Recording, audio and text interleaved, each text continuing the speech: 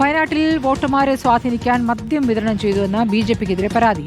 പൂതാടി പഞ്ചായത്തിലെ നെയ്ക്കുപ്പ 1-ാം വാർഡിലാണ് പരാതി ഉയർന്നത്. ബിജെപി ഓഫീസിനായി വാടകയ്ക്കെടുത്ത വീട്ടിൽ മദ്യവിതരണം നടത്തിയെന്നാണ് ആരോപണം.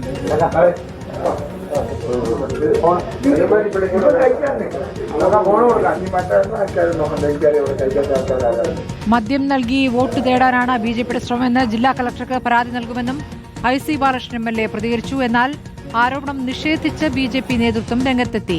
ബിജെപിക്കെതിരെ കുപ്രചരണം നടക്കുന്നുവെന്നാണ് വാർഡ് പ്രസിഡന്റ് ജോണി കരിക്കാട്ടുകുഴിയുടെ പ്രതികരണം.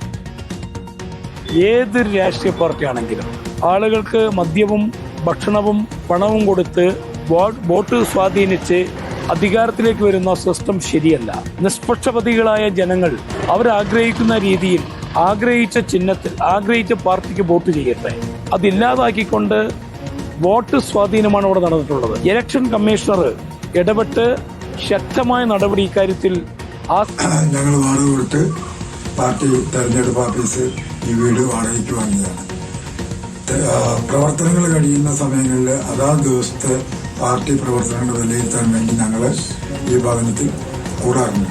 പുറത്തെന്തൊക്കെയോ കുപ്രചരണങ്ങൾ നല്ല രീതിയിൽ അടിച്ചു വരുന്നുണ്ട്. അതിന്റെ ഒരു ഭാഗമായി ഞങ്ങൾ കാണുന്നത്. വിവരങ്ങളുമായി ദീപക്. പക്ഷേ ഈ ദൃശ്യങ്ങളുണ്ടല്ലോ മദ്യം വിതരണം ചെയ്യുന്നത്, ഇതെവിടെ നിന്നുള്ള ദൃശ്യങ്ങളാണ്? ഇത് ബിജെപിക്കാർ നൽകുന്നതാണ് എന്ന് സ്ഥിരീകരിക്കാനാകുന്നുണ്ടോ?